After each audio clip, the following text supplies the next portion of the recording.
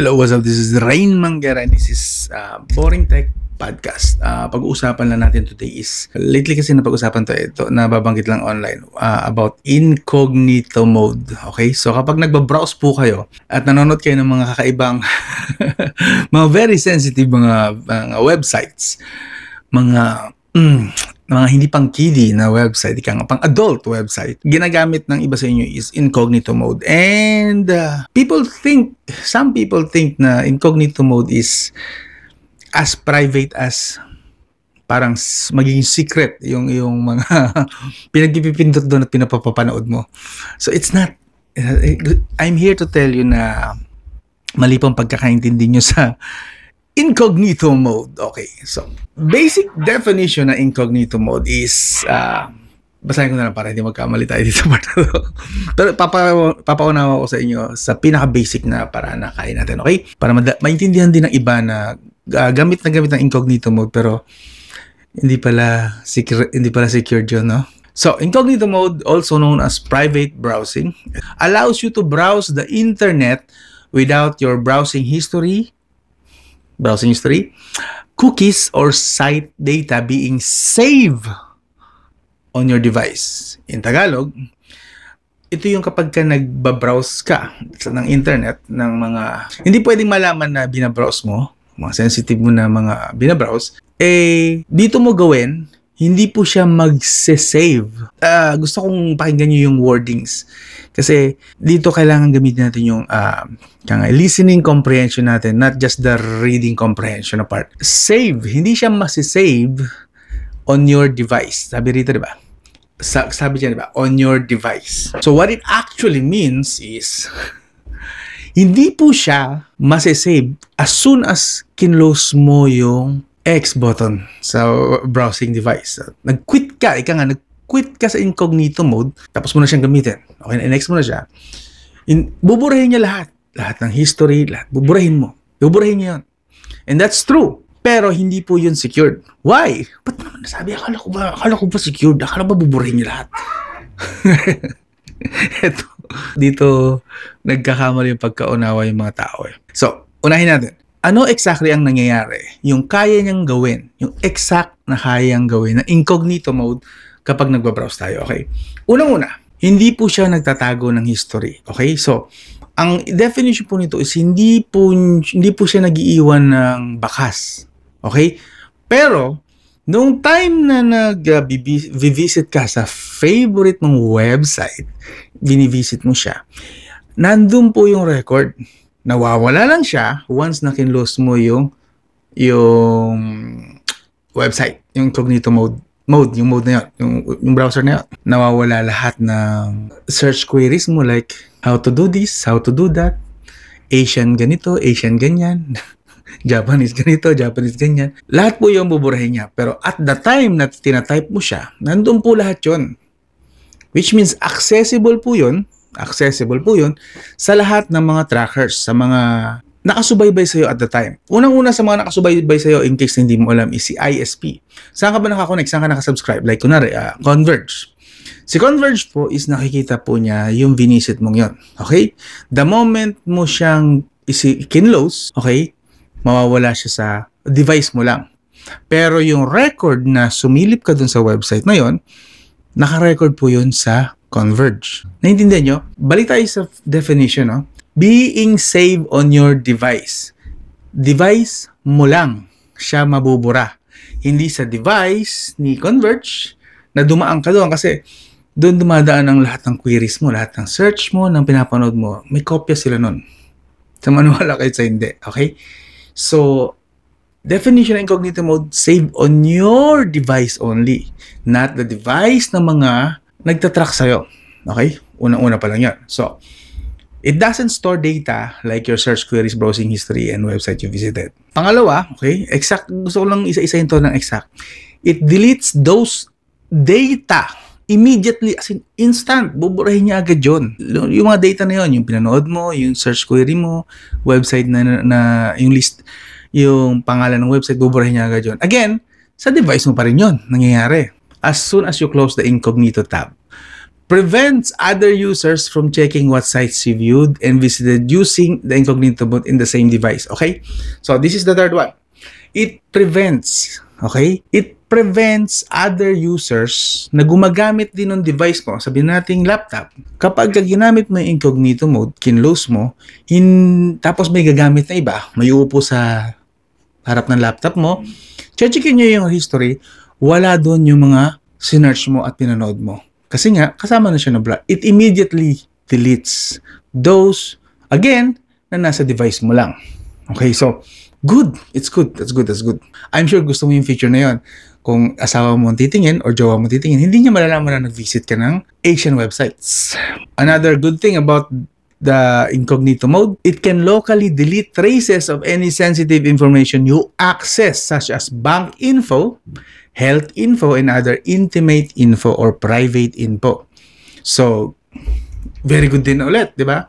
Kasi, kung makikigamit ka naman ng laptop ng iba, ng tropa, gamit ka ng laptop ng tropa, and gumamit ka ng incognito mode, mawawala yung history ng login, yung bank account mo mawawala doon. As soon as kinlose mo yung incognito tab ng web browser, wala yun. So, very good. Very good sa part na yun.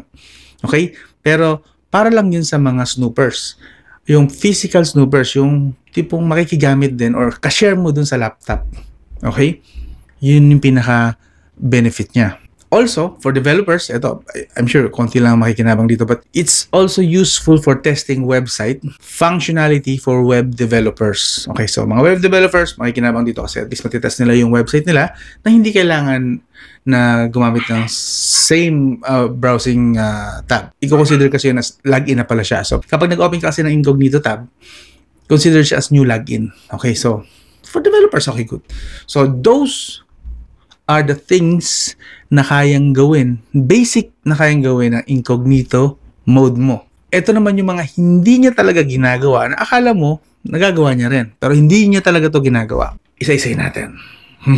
Unang-una, hindi niya po tinatago ang IP address mo.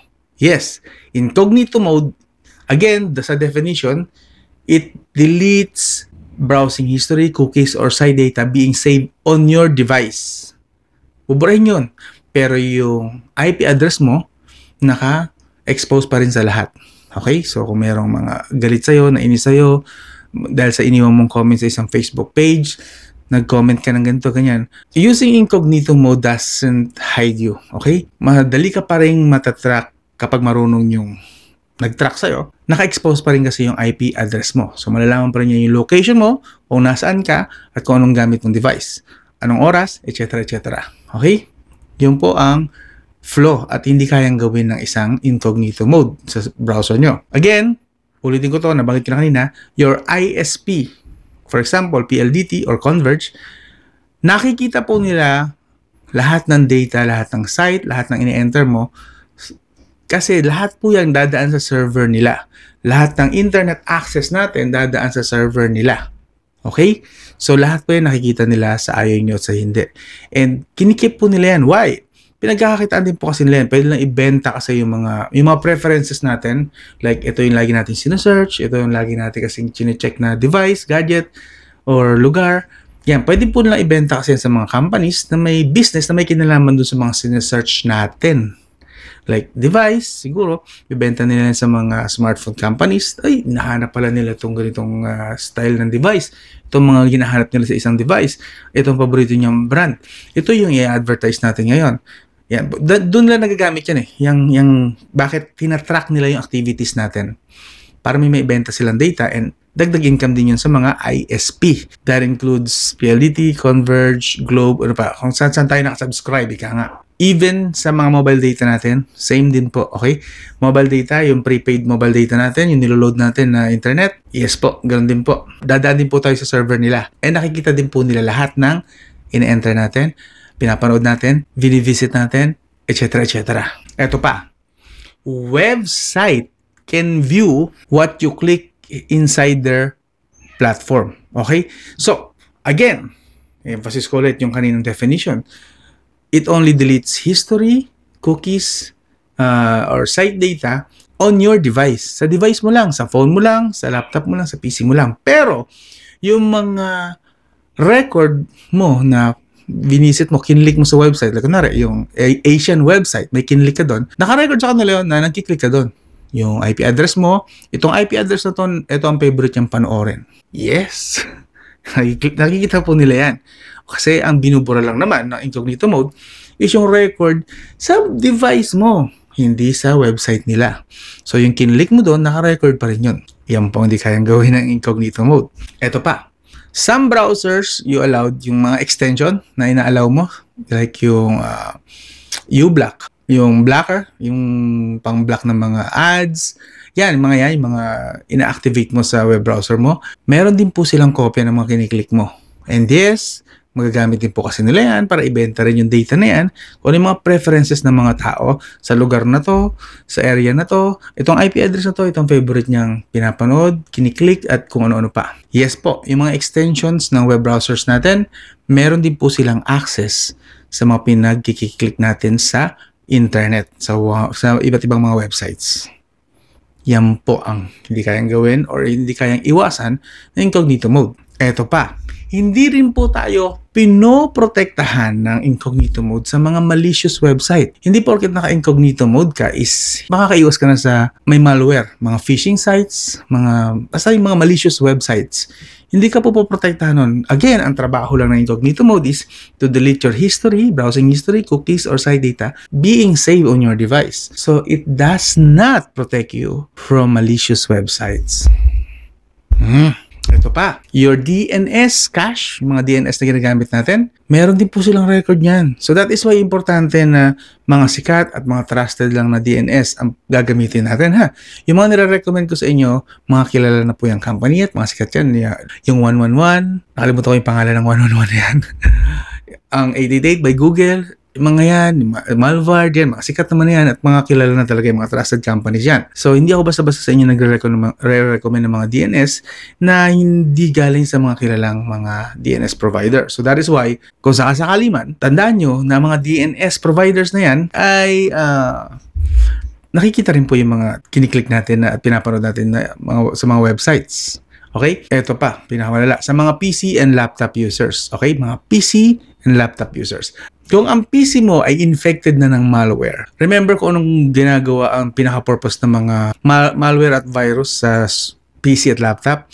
Nagnanakaw po sila ng access, especially sa mga banking apps natin. So, kung may malware na yung PC, may virus na yung laptop, kahit mag-incognito mode ka, useless po yun. Mananakawan at mananakawan ka pa rin ng access sa bank account mo. So, again, hindi po trabaho ng incognito mode na protektahan ka sa mga malware and phishing sites and other malicious entities sa PC, sa laptop, or sa smartphone mo. Okay?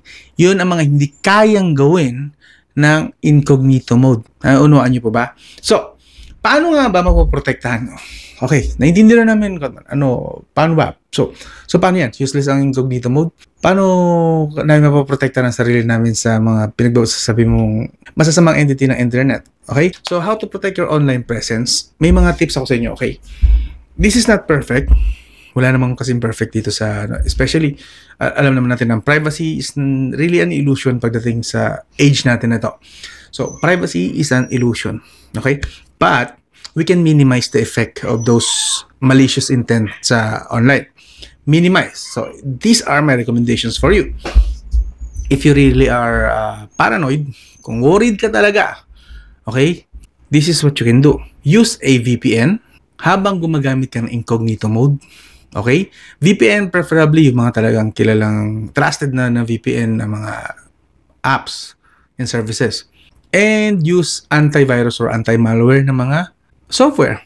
Siguro pwede na rin gamitin nyo yung pinaka-built-in ng Windows, but VPN really yun ang pinaka susi mo. Okay? Kapag gumamit ka po kasi ng VPN, hindi na po yan ma-view, hindi makikita ni ISP, like si PLDT, si Converge, si Globe. Hindi po nila makikita kung saan ka nag-visit once na gumamit ka ng VPN. Ang nangyayari lang dyan, nakikita nila, online ka, tapos kinlik mo yung VPN app or VPN service. Hanggang doon lang ang kaya nilang makita. Paglagpas doon, hindi nila alam kung saan ka dinala ng VPN mo at kung mga vinisit mo ng mga website, mga Asian websites, mga Japanese website, and so on and so forth. Okay? Hindi na po yung nakikita ng ISP. Nila Globe, nila Converge, nila PLDT, so on and so forth. Nila Royal, kung ano po mga gamit yung ISP. Or mobile data nyo, Smart, Globe, TNT, so on. Hindi na yung makikita once na gumamit ka ng VPN. Okay, but of course, hindi siya ganun ka practical para sa lahat. Kasi VPN, may bayad, and may mga libre dyan na VPN, kaso sketchy. So, what can we do? Yung mga normal mo siguro ng mga internet activities and visits, huwag mo nang gamitan siguro ng VPN. Gamitin mo lang yung VPN pag alam mong risky yung i-open mo na apps. And you don't want anyone or any entity online na malaman na nandun ka. Okay? Siguro doon mo lang gamitin yung VPN kasi magastos din naman mag-VPN. Sa totoo lang. Magastos din. Yung totoong VPN na talagang quality and services, magastos. Hindi rin po biro. Okay? So, again, VPN, incognito mode, and then antivirus sa device. Kasi, ganun nga, kasi yun talagang pinaka-the best na magagawa mo. Kasi ganito yun eh. Si incognito mode, buburahin niya yung local traces. Yung local lang, nasa device mo na traces. Si VPN naman, provides online privacy. Yes. Again, like I said, hindi na nila makikita kung saan ka nag-visit. Okay? Hindi makikita nung provider. Pero, syempre, makikita pa rin ng website. Yung visit mo na website, alam nila yan. Kasi syempre, nag-visit ka doon. Wala ka magagawa doon sa part na yan. So, again, like I said, privacy is an illusion talaga sa internet. So, while hindi na makikita nila ISP yung activities mo, pero yung website na visit mo mismo, syempre, may record pa rin sila. And wala kang magagawa doon sa part na yun. Wala tayong pambura doon sa part na yun. May record sila sa ayaw mo at sa hindi kasi nag-visit ka sa website na yun, nag-click ka doon. Okay? Especially kapag nag-login ka. Member ka kasi doon. VIP member ka pala doon. Hindi, syempre may record sila na nag-visit ka doon at nanood ka na naman ng mga favorite mong videos. Okay? So, yun lang naman. Yun lang ang basic na mga pwede pang gawin. So, gusto ko lang remind sa inyo again, complete anonymity or complete privacy sa internet is not really guaranteed. Okay? Wala pong guarantee yan. Kahit yung mga pinakamagagaling dyan na IT, kung gusto mo talagang gumastos, magpaka-hacker ka, so on and so forth, pwede mo naman gawin talaga yun. But, ibang level na ng dedication yun. At gastos din, and skills. But for us na normal citizen, hindi siya guaranteed talaga, sorry to say. Kasi nga, while kahit gumamit tayo ng incognito mode and then sasabay natin ng VPN, ang problema naman, kapag nag-visit ka kay Facebook, nag-login ka doon. So, may record sila na nag-visit ka doon. Kay TikTok, nag-login ka doon. Ganun din. Kay Instagram, nag-login ka doon. Ganun din. Doon sa favorite mong website, nag-login ka doon. Ganun din. So, may record pa rin sila. Okay? Walang record yung ISP, pero may record pa rin yung mga visit mo na websites and social media. Avoiding malware naman, ay mahirap bigyan nyo na ng guarantee lalo. Kasi, bawat virus, bawat malware is iba-iba yung function, iba-iba yung trigger, iba-iba yung patibong, ika nga. So, there is no fixed way na masasabi natin na gawin mo to, safe na safe ka sa malware. No, there's no such thing. Pinaka-best ko na lang siguro masasabi sa inyo para for your safety na lang din sa online kapag ka nagpipindot kayo, nagkiklik kayo ng mga links is visit or i-click nyo lang yung mga links na familiar kayo. Ugaliin nyo magbasa sa maniwala kayo sa hindi. Ang laking tulong sa inyo na kung nagbabasa kayo ng link. Minsan jargon siya mga yan, pero pag nakita mo doon yung hinahanap mo na dapat na pangalan ng isang, like facebook.com, dapat nandun yung word na facebook.com sa umpisa. Kahit gaano pa kahabang nakasulat yan ng mga letra, jumbled na mga numbers, basta nandun sa umpisa yung facebook.com, that's from facebook.com. Mga ganong basic lang na observation. Ugaliin nyo lang po yun, okay? Basta, laging visit or click websites or links, URL, mga URL, na mga kilala nyo, familiar kayo, at sikat. Kasi, malamang sa malamang, safe yung mga yon. Pero again, no guarantee, no absolute na certainty yon. It's just that yun yung normal na practice for safety online. So, yun lang naman. Again, sa mga hindi alam ang pinakatotoong meaning ng incognito mode, I hope naging informative po sa inyo ito. That's the incognito mode for you. Incognito mode po again is dinidelete niya lang yung mga records, mga listahan ng mga visit mong websites, mga search, mga ginamit mong search words sa device mo lang. Okay? Hindi po siya nabubura sa ISP, dun sa website mismo, at kung mayroon pang ibang naka-masid sa'yo, lahat sila merong access at na-view nila kung ano yung pinapanood mo, binabasa mo, kiniklik mo, so on and so forth. Okay? Or ina-upload mo, even that. So, incognito mode is very flawed. Okay? Pang ano lang siya surface level lang siya na privacy. Not really private. It's just that tinatanggal niya lang yung mga obvious na mga trace. Pero kung marunong yung mga tao na nakapaligid, na nakatingin, nakamasid, nakasunod sa'yo, marami pa sila makukuha ang ebidensya. Hindi lang yung incognito mode na binura. Marami pa. So, incognito mode is for mga basic user lang, basic level lang ng mga tao na kung gusto lang nila itago yung kanilang activities online. So, yun lang. I hope naging informative ito kahit paano. This is Rain Manguera, and this is still the Hotman channel. I hope naging informative, and if ever man, I hope consider you to subscribe, like, and share. I'll talk to you again soon.